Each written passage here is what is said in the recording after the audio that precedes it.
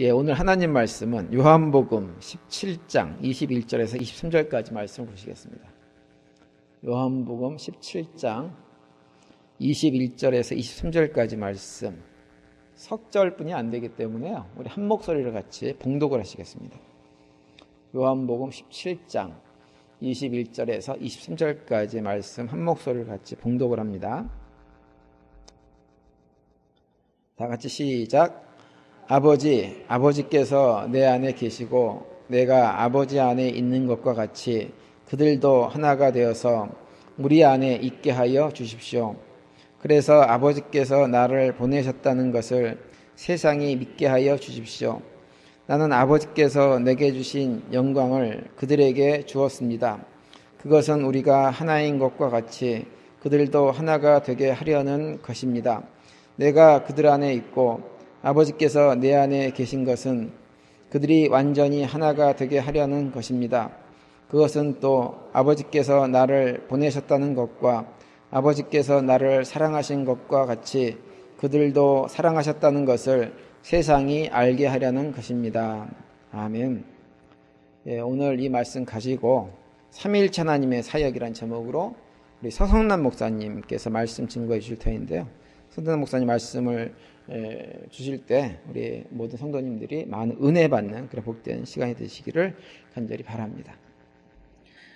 오늘 말씀은 주로 삼위일체 하나님에 대한 설교를 할 때 주로 사용되어지는 성경 본문입니다. 성경에는 삼위일체 하나님에 대한 문자 그대로 나와 있는 그 성경 구절이 없기 때문에 그렇습니다. 하지만 성경 곳곳에 삼위일체 하나님에 대한 근거가 되는 말씀이 있고 성경 전체에 삼위일체 하나님의 사역이 녹아있기 때문에 삼위일체 하나님을 알고 믿게 되는 것입니다. 저는 오늘 본문을 토대로 한 삼위일체 하나님에 대해서 각 하나님의 사역과 삼위일체 하나님의 사역을 말씀드림으로써 우리가 알아야 할 하나님의 사역과 삼위일체가 되어 일하시는 그 사역을 통해 헌스빌 사랑의 교회에 말씀하시는 하나님의 말씀을 전하고자 합니다. 첫 번째로 삼위 중에 한 분이신 창조주 하나님이십니다. 첫째로 하나님께서는 오늘 여러분에게 당신의 사랑이 이 세상에 어떻게 나타났는지 알고 전하라고 말씀하십니다. 하나님께서는 인간과 함께 천지 만물을 지으셨습니다. 하나님께서는 천지 만물을 지으시고 그 모든 것을 아름답다, 좋았더라 말씀하셨습니다. 그러나 사람이 하나님께서 주신 아름다운 동산 에덴에서 하나님의 말씀을 어김으로 죄가 오고 그것에 따르는 사망이 오게 되었습니다. 인간의 죄는 인간과 하나님과의 관계만 깬 것이 아니라 인간과 자연과의 모든 관계를 다 깬 것입니다. 하나님께서 만드신 모든 아름다운 관계를 다 깬 것입니다.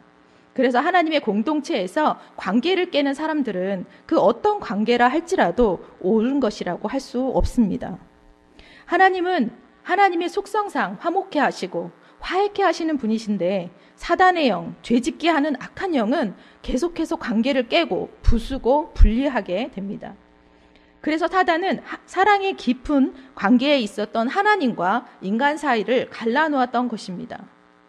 하나님의 충만한 영이 있는 사람들은 계속 화해와 화목을 도모하지만 그렇지 않은 죄의 속성 속에 있는 사람은 계속해서 분리하고 깨고 구별을 짓습니다. 나와 너는 다르다, 함께하고 싶지 않다 하고 말이죠. 그러나 이것은 하나님이 지으신 아름다운 인간이 하는 것이 아니라 우리의 숨어있는 악한 그 죄성을 사단이 계속해서 건드리고 유혹하여서 자기 사람으로 만들려고 하기 때문에 그렇습니다. 결국에는 그렇게 자기를 추종하는 인간을 하나님과 분리되게 만들려고 하는 최종 목적이 있는 것입니다. 우리 안에 이러한 모습이 있는가 우리는 돌아보아야 합니다. 하나님께서는 죄로 인해 고통당하며 당신과 멀어진 인간을 불쌍하게 여기셨습니다.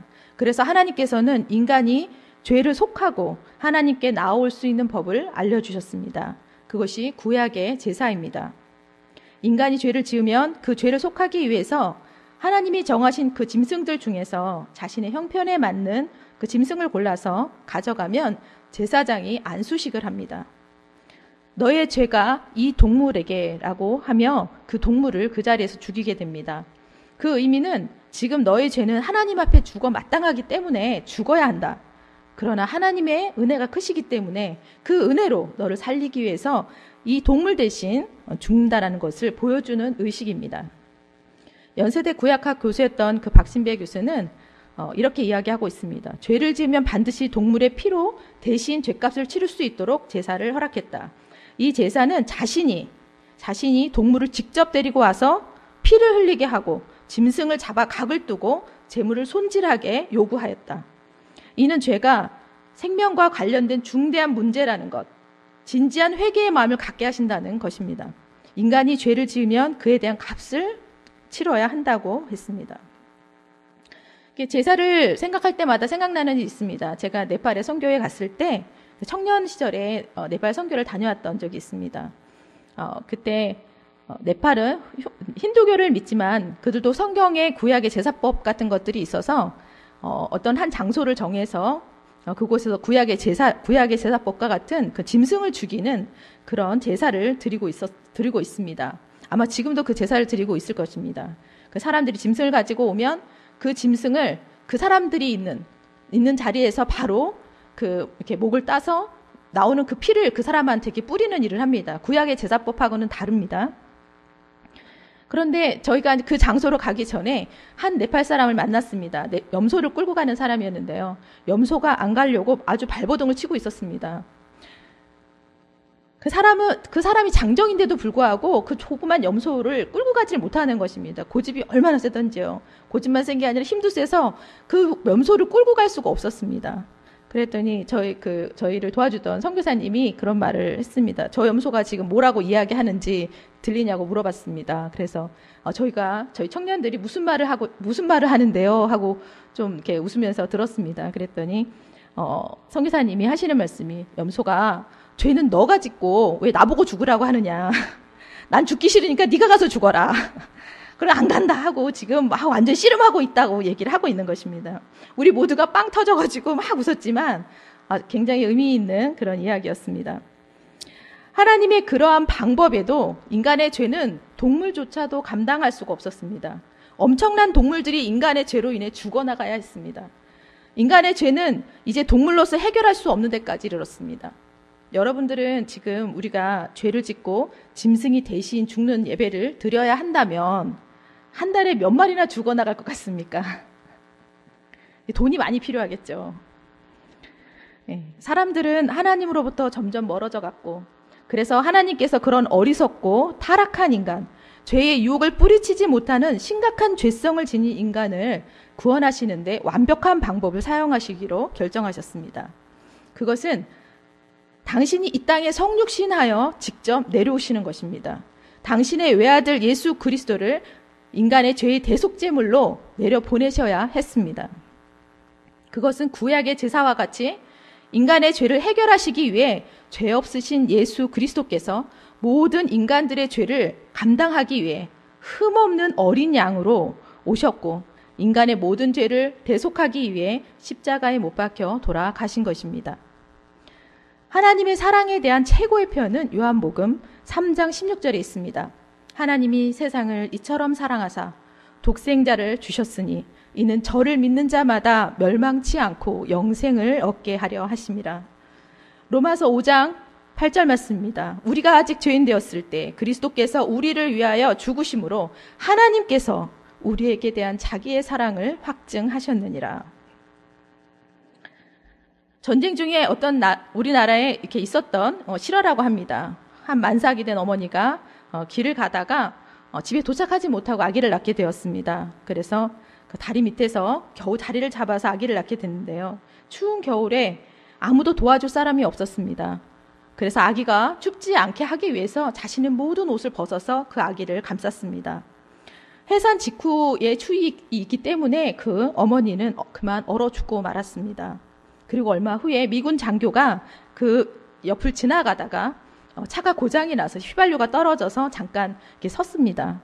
그랬는데 아기 울음소리가 들리는 것입니다. 그래서 그 울음소리를 따라가 보았는데 다리 밑에 아기가 울고 있었습니다.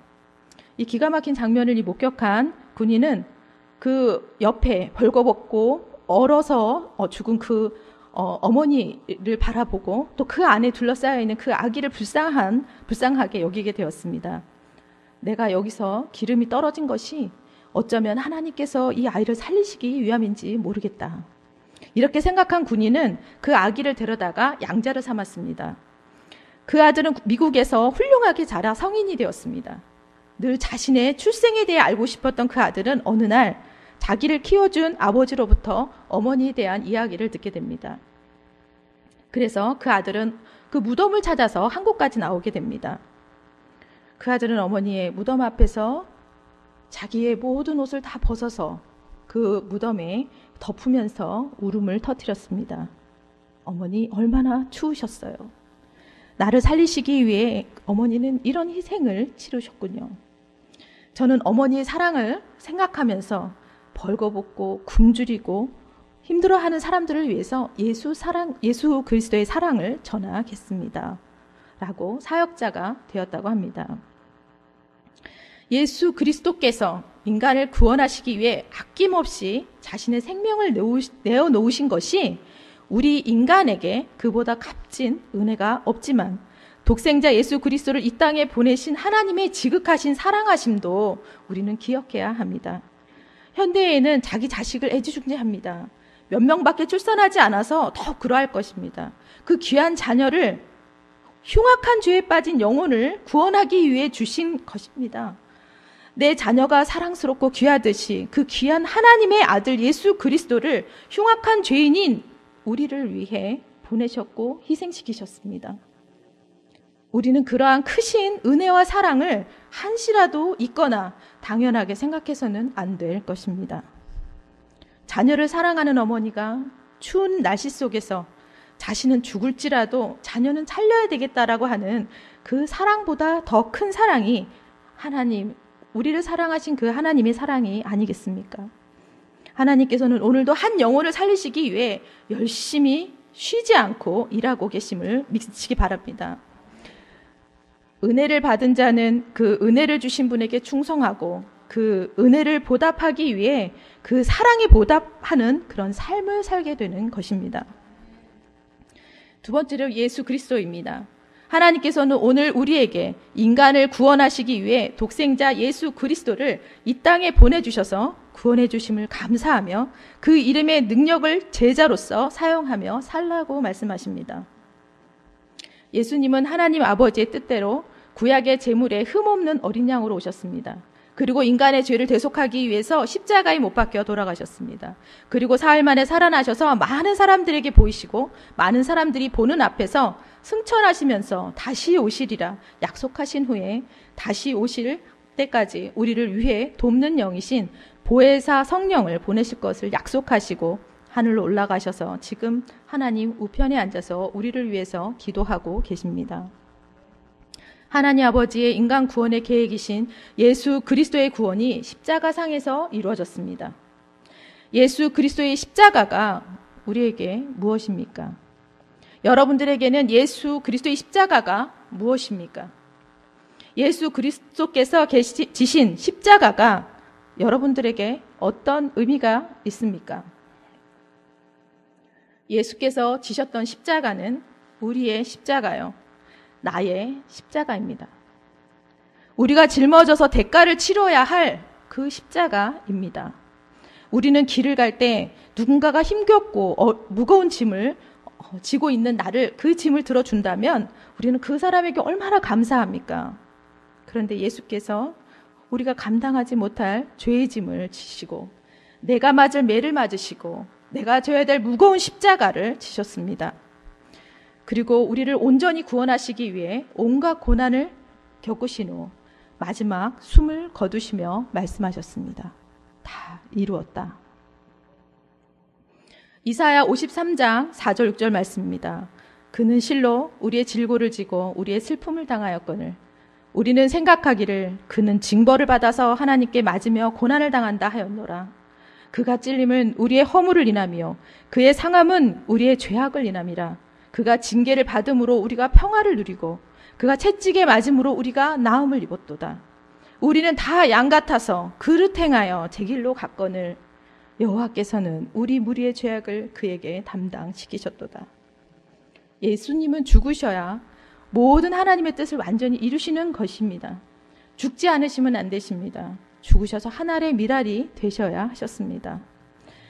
요한복음 말씀입니다. 내가 진정으로 진정으로 너희에게 말한다. 미랄 하나가 땅에 떨어져 죽지 않으면 한 알 그대로 있고 죽으면 열매를 많이 맺는다. 예수님께서는 많은 열매를 맺기 위해서 죽으셔야 했습니다. 그래서 또한 부활의 첫 열매가 되시는 것입니다. 죽으신 하늘의 미랄 속에 우리가 있고 부활의 열매 속에 우리가 있는 것입니다.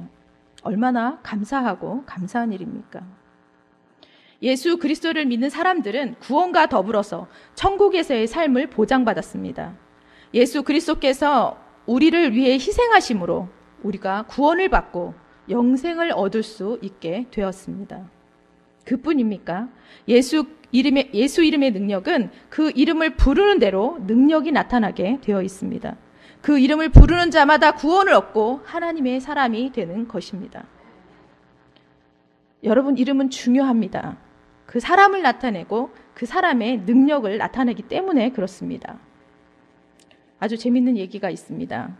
어떤 사람이 아주 어렸을 적에 어머니가 부엌에서 심부름을 시켰습니다. 엄마가 밥을 빨리 해야 되니까 밥을 빨리 해야 되는데 부엌을 비울 수가 없으니까 가게에 가서 두모만 사가지고 오거라 라고 말씀했습니다. 그러니까 아들이 돈을 달라고 요구했습니다. 그랬더니 어머니가 그냥 가서 가지고 와 하고 얘기를 했습니다. 돈이 없는데 어떻게 두부를 가지고 오죠? 하고 이야기를 했더니 어머니가 얘기했습니다. 엄마 이름만 대. 그러면 줄 거야. 옛날 분들은 다 무슨 말인지 아시죠? 그 어머니의 이름은 새말대기였습니다. 그래서 이제 아이가 가게에 갔습니다. 그리고 제가 새말대 큰아들인데요. 두모만 주세요라고 이야기를 했습니다. 그랬더니 주었을까요? 안 주었을까요? 두말하지도 않고 두모를 주더랍니다. 그래서 그때부터 꾀가 생각이 났습니다. 무슨 꾀가 났을까요? 이제 군것질하고 싶으면 가서 어머니 이름만 대고 군것질 과자를 얻어가지고 먹는 것입니다. 어머니는 어땠을까요? 어머니는 얼마만 되면은 그것을 갚느라고 아주 혼이 나시는 겁니다. 그 아들에게 어머니의 이름이 능력이 있었습니다. 그런데 우리 예수 그리스도의 이름은 어머니의 이름과 비교할 수 없는 그런 능력이 있으십니다. 예수 그리스도의 이름이면 만사 형통합니다. 예수의 이름은 빌립보서 2장 말씀에서 이야기하고 있듯이 이러므로 하나님이 그를 지극히 높여 모든 이름 위에 뛰어난 이름을 주사 하늘에 있는 자들과 땅에 있는 자들과 땅 아래에 있는 자들로 모든 무릎을 예수의 이름에 꿇게 하시고, 이렇듯 예수의 이름은 하늘에 있는 자들이나 땅에 있는 자들과 땅 아래에 있는 자들에게 모든 무릎을 꿇게 하시는 그런 능력이 있으신 이름입니다. 그래서 그의 이름의 능력에는 구원이 있습니다. 그의 이름에는 죄사함이 있습니다. 그의 이름에는 기도응답이 있습니다. 그의 이름에는 귀신이 쫓겨나갑니다. 그의 이름으로 표적과 기사가 나타나는 것입니다. 이렇듯 예수 그리스도의 이름에는 능력이 있습니다. 여러분은 하나님의 자녀로서 예수 그리스도의 능력을 부여받은 그리스도의 제자입니다. 그리스도의 이름의 능력의 역사는 지금도 나타나고 있습니다. 이러한 능력을 예수님께서 우리에게 왜 주셨을까요? 그것은 복음 전파와 영혼 구원의 그 목적이 있습니다. 하나님의 나라를 알리고 전하는 데 그 목적이 있습니다. 그러나 예수 이름의 능력으로 자신을 드러내는 능력을 행사하거나 예수 이름의 능력으로 자신의 안위를 구하게 하려고 그렇게 하나님께서 주신 이름이 아닌 것입니다. 현대에는 예수의 이름의 사명은 온데간데 사라지고 예수의 이름으로 자신과 자신의 가족이 먹고 사는 데 필요한 도구를 삼고 살아가는 사람들이 점점 많아지고 있습니다. 정말 안타까운 일이라고 할 수 있습니다. 저를 비롯해서 우리 모두가 냉철히 우리 자신을 돌아볼 수 있어야겠습니다. 우리는 복음서에 기록된 예수님의 가르침과 같이 성령의 역사와 함께 사역을 이뤄간 초대교회 사도들의 가르침과 같이 예수 그리스도로부터 새 생명 얻은 제자로서 하나님의 자녀된 권세를 가지고 힘있게 살아가야겠습니다. 또한 우리는 예수께서 우리 위해 대신 십자가와 예수 그리스도의 이름의 능력과 그 목적과 그 구원의 사랑을 잊지 말고 살아야겠습니다. 세 번째는 성령 하나님입니다. 하나님께서는 우리에게 말씀하십니다. 성령님께서는 우리를 돕기 위해 보내신 하나님의 영이시기에 성령님을 통해 성부 성자를 알고 깨달으며 그 뜻을 깨달아 하나님의 사람으로서 구원받은 사람으로서의 마땅한 삶을 살고 열매 맺는 삶을 살라고 말씀하십니다. 예수님께서 승천하시고 보혜사 성령님께서 오셨습니다. 그분은 바람결같이 눈에 보이지는 않지만 우리와 함께 하시고 우리를 지키시고 보호하시고 변호하시는 분이십니다. 그분의 도움으로 우리는 성경을 읽을 수 있고 그분의 도움으로 예수 그리스도를 하나님의 아들이요 구세주이심을 믿을 수 있고 알 수 있게 됩니다. 또한 하나님을 아버지로 부를 수 있는 것입니다. 우리가 시험과 환난이 있을 때 그분이 우리를 건져주시고 우리를 피하게 하시고 예수 그리스도의 이름으로 이기게 하십니다. 믿습니까? 성령의 인도하심을 믿는 것은 예수 그리스도 시대 이후에 너무 중요한 일입니다. 왜냐하면 예수 그리스도께서 승천하시면서 이제 보혜사 성령을 보내시고 그의 가르침을 따르라고 말씀하셨기 때문입니다. 요한복음 14장에 이렇게 기록하고 있습니다. 너희가 나를 사랑하면 나의 계명을 지키리라. 내가 아버지께 구하겠으니 그가 또한 다른 보혜사를 너희에게 주사 영원토록 너희와 함께 있게 하리니 그는 진리의 영이라. 세상은 능히 그를 받지 못하나니 이는 그를 보지도 못하고 알지도 못함이라. 그러나 너희는 그를 아나니 그는 너희와 함께 거하시며 또 너희 속에 계시겠습니다. 내가 너희를 고아와 같이 버려두지 아니하고 너희에게로 오리라. 요한복음 14장 말씀입니다. 보혜사 곧 아버지께서 내 이름으로 보내실 성령 그가 너희에게 모든 것을 가르치고 내가 너희에게 말한 모든 것을 생각나게 하리라. 보혜사란 파라클레토스라고 하는 헬라어에서 파라라고 하는 말은 옆이라고 하는 말이고요. 클레오는 부르다라는 합성어입니다. 그래서 보혜사라는 단어 자체가 성도들의 옆에서 함께하는 신적 존재라는 의미를 갖고 있습니다. 종말론적으로 그 하나님의 그 심판에서 피고를 돕는 변호사라는 뜻의 그 헬라어의 법적 용어라고 합니다. 우리들 옆에서 항상 함께 하시는 하나님이시라는 것입니다. 성령 하나님은 우리를 떠나지 않으십니다. 예수 그리스도를 영접한 사람들은 성령 하나님의 인도를 끝까지 받는 것입니다. 이탈리아에서 유럽 성악계에 새로운 태양처럼 떠오르는 한국 여성이 한 명 있습니다. 루치니가 작곡한 나비 부인의 그 주인공입니다.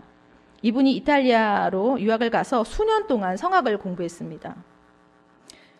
그리고 이렇게 생각했습니다.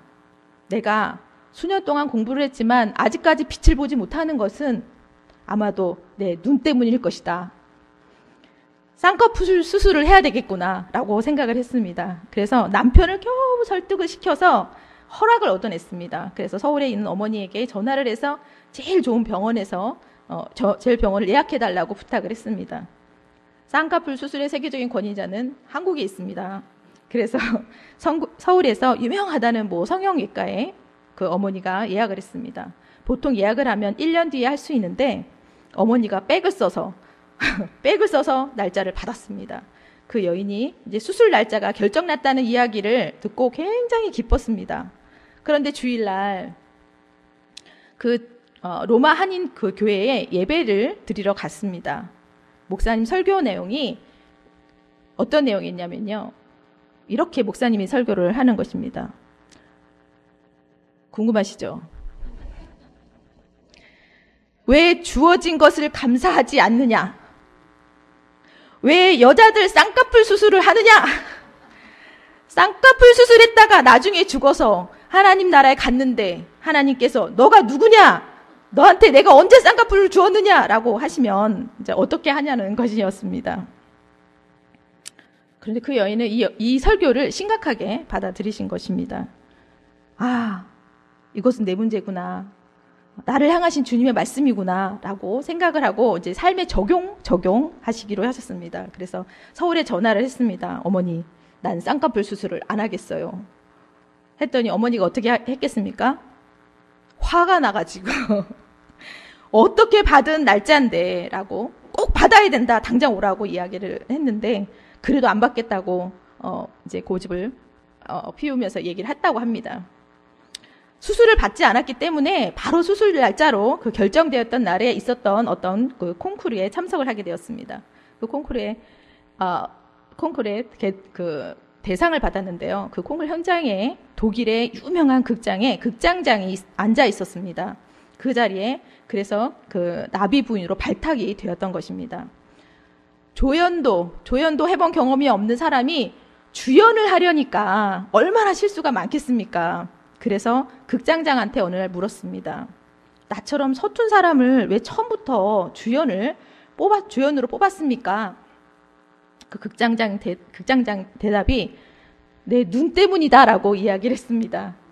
본래 나비 부인은 일본 여인이지만 일본 여인들은 가창력이 한국 여자보다 떨어진다고 합니다. 그래서 유럽에서 인정을 받지 못한다고 합니다. 그뿐만 아니라 일본 여자는 전부 쌍꺼풀 수술을 했다고 합니다. 그래서 일본 여자를 무대 위에 세워놓으면 유럽 관객들이 볼 때 일본 여자로 보지 않는다고 하는 것입니다. 그런데 너는 가창력도 있고 쌍꺼풀도 없는 동양인이니 그런 사람은 처음 봤다. 그래서 그를 발탁했다는 것입니다. 얼마나 기뻤겠습니까? 그래서 그분은 그 이후에 무대에서 나비 부인을 노래하는 것이 아니라 하나님을 노래하는 사람이 되었다고 합니다. 성령의 인도하심을 받는다는 것은 하나님의 지혜로 세상을 사는 것입니다. 하나님의 도우심 안에 보호를 받는다는 것입니다. 인간의 모든 것을 아시는 하나님의 선하고 형통하심의 그 인도하심을 받는다는 것입니다. 또한 성령님께서 인도해 주시는 선함은 세상에서의 형통함뿐만 아니라 우리 영혼이 잘되고 형통함에도 있습니다. 요한복음 16절 말씀을 보면 예수께서는 제자들에게 죄에 대해서, 의에 대해서, 심판에 대해서 세상을 책망하시도록 이 세상에 성령을 보내시겠다고 말씀하셨습니다. 성령님께서는 인간이 죄를 깨닫고 자신이 얼마나 큰 죄인인지, 얼마나 타락한 존재인지 인식하게 하시고 그 죄를 하나님께 고백하여 죄사함을 받게 도와주시며 죄 용서의 은혜를 통해 하나님의 은혜가 얼마나 크신지 인식하며 감사하며 그와 같이 다른 사람들도 용서하며 살라고 말씀하십니다. 어느 날 토리 목사님께서 어떤 부인이 찾아와서 상담을 하였습니다. 목사님, 저는 집회를 많이 참석하고 기도도 많이 하는데 하나님의 은혜가 실감이 나지 않습니다. 구원받았다는 사실도 실감이 나지 않습니다. 이 말을 듣고 있던 토레이 목사님은 고민하는 그 부인에게 기도하는 법을 알려주었습니다. 부인, 오늘부터 집에 가서 다른 기도는 하지 말고 한 가지 기도만 하십시오. 하나님께 부인 자신의 모습을 보여달라고 한 주간만 기도하십시오. 그래서 목사님의 충고에 따라서 이 부인은 집에 돌아가서 그 한 가지 기도 제목만을 가지고 기도했습니다. 하나님, 제 자신의 모습을 보여주세요. 내가 하나님 앞에서 어떤 사람인가를 좀 보여주세요. 라고 기도했습니다. 이 기도를 계속하던 그녀는 마침내 자신의 모습을 깨닫게 되었습니다. 하나님 앞에서 이기적이고 교만하고 불결하고 머리부터 발끝까지 더럽고 추한 자기 자신을 발견하게 된 것입니다. 마침내 부인은 자신의 그 죄악을 보며 절망한 채로 일주일 만에 토레이 목사님을 다시 찾아갔습니다. 목사님, 이제는 죽어버리고 싶습니다. 라고 고백을 했습니다. 토레이 목사님은 다시 그 부인에게 말했습니다. 이제부터는 주님의 십자가를 보여달라고 기도하십시오. 라고 말했습니다. 이 부인은 집에 돌아가 두 번째 기도를 시작했습니다. 주님께서 지신 십자가를 제게 보여주십시오. 그때 이 부인은 십자가의 의미를 진정으로 깨닫기 시작했습니다. 내 자신이 죄 문제를 해결할 수 없다고 완전히 포기하고 절망을 선언했을 때 하나님이 나를 사랑하셔서 독생자 예수 그리스도를 보내주셨고 그분을 통해 십자가에서 피 흘려 돌아가심으로써 나의 죄에 대한 대가를 치르셨으며 그로 인해 깨끗하게 용서함을 받았다는 사실을 깨닫게 된 것입니다.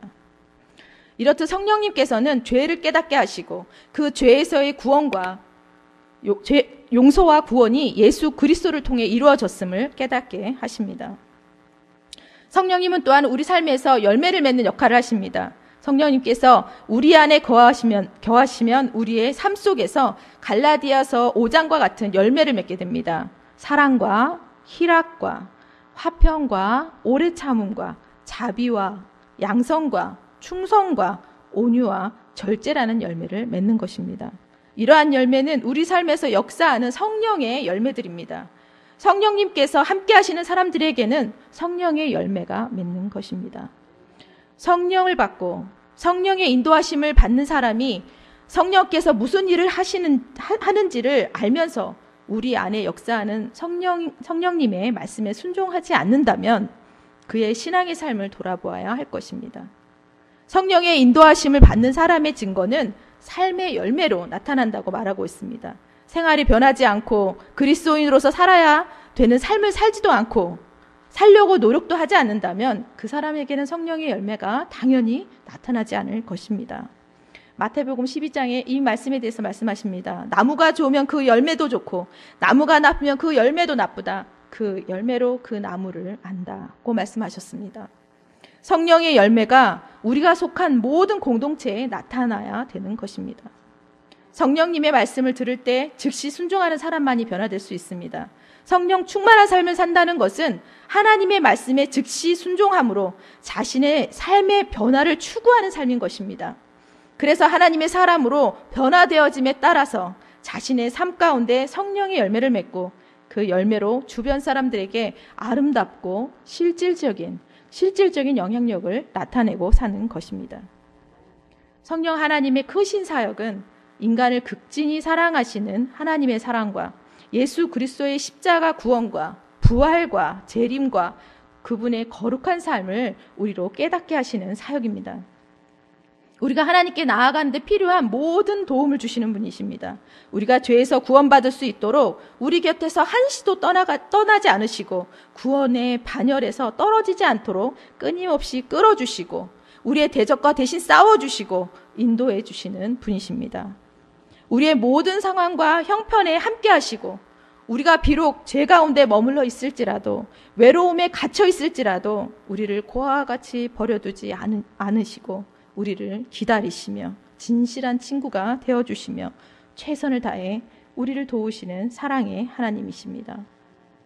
그분은 우리가 시험과 환난이 있을 때, 환난 가운데 있을 때 우리를 건져주시고 피하게 하시고 예수 그리스도의 이름으로 이기게 하셔서 승리케 하시는 분이심을 믿으시기 바랍니다. 삼위일체 하나님 마지막으로 말씀드리겠습니다. 결론적으로 위에서 말씀드린 하나님은 삼위일체 한 분 하나님이십니다.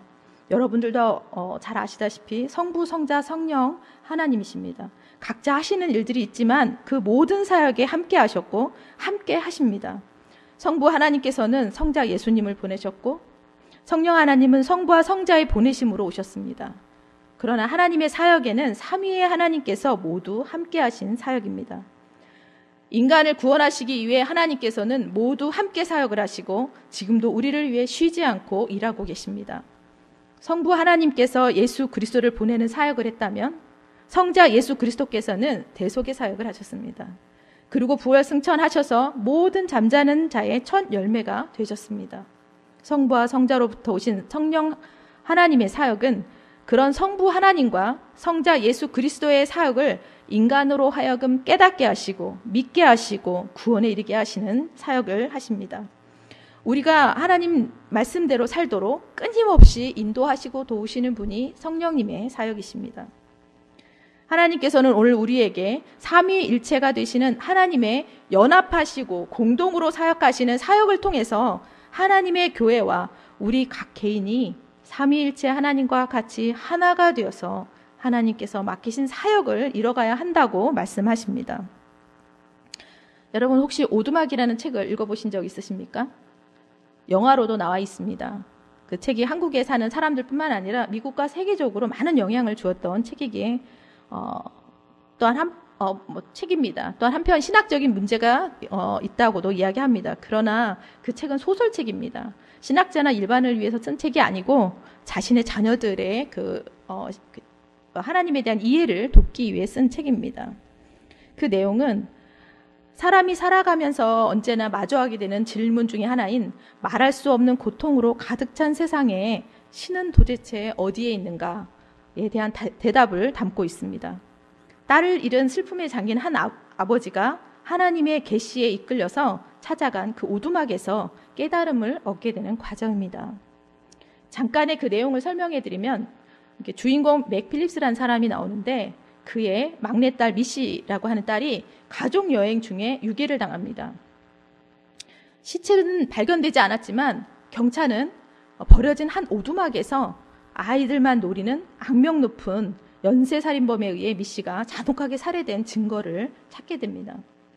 그로부터 4년 후에 슬픔 속에서 살아가던 맥은 파파라고 부르는 하나님으로부터 편지를 받습니다. 하나님은 맥을 그의 딸이 살해된 그 오두막으로 초청을 합니다. 삼위일체의 성부, 성자, 성령이 각각 인간의 형태로 출현하고 맥은 이 세 사람과 길고도 심오한 그 대화 또는 격렬한 그 대화를 통해서 하나님을 알아가고 그곳에서 세상과 담을 쌓았던 맥 필립스가 그곳에서 나와서 회복되는 과정을 그린 책입니다.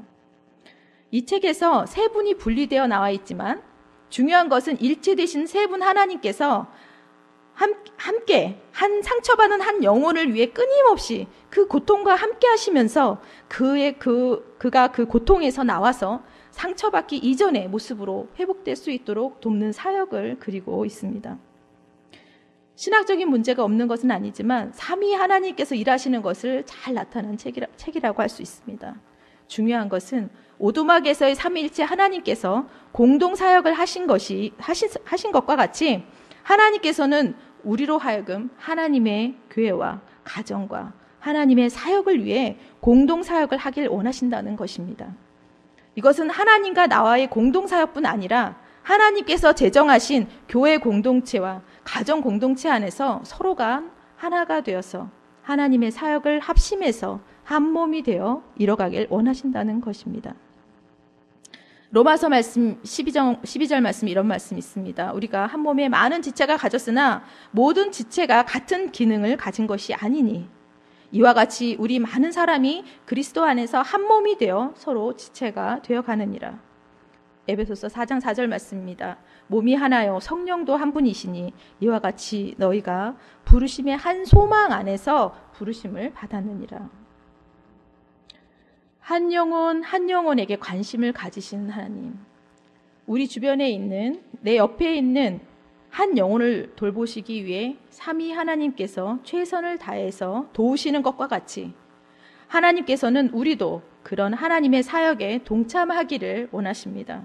우리도 그러한 삼위 하나님의 사랑과 관심을 가지고 우리의 이웃을 돌볼 때 성도의 교제가 아름답게 이루어질 줄 믿습니다. 또한 그 교제 가운데 임재하시는 하나님께서 자녀들의 화목한 모습을 통해 천국의 기쁨을 그 공동체 가운데 주시고 그 기쁨을 통해 세상을 이기는 힘을 공급해 주실 줄 믿습니다. 그것이 하나님께서 세우신 가정 공동체의 모습이요 교회 공동체의 모습이어야 하는 것입니다. 하나된 공동체가 하나님의 공동체요 하나님의 뜻을 이루는 공동체요 하나님과 함께 하나님의 사역을 이뤄가는 공동체입니다. 오늘의 설교 본문의 그 예수님의 그 간절한 그 기도 내용을 다시 한번 읽으면서 오늘의 설교를 마치고자 합니다. 같이 읽겠습니다. 21절 말씀입니다. 아버지께서 내 안에 계시고 내가 아버지 안에 있는 것과 같이 그들도 하나가 되어서 우리 안에 있게 하여 주십시오. 그래서 아버지께서 나를 보내신 것을 세상이 믿게 하여 주십시오. 22절입니다. 나는 아버지께서 내게 주신 영광을 그들에게 주었습니다. 그것은 우리가 하나인 것과 같이 그들도 하나가 되게 하려는 것입니다. 23절입니다. 내가 그들 안에 있고 아버지께서 내 안에 계신 것은 그들이 완전히 하나가 되게 하려는 것입니다. 그것은 또 아버지께서 나를 보내셨다는 것과 아버지께서 나를 사랑하신 것과 같이 그들도 사랑하셨다는 것을 세상이 알게 하려는 것입니다. 아멘. 기도하시겠습니다.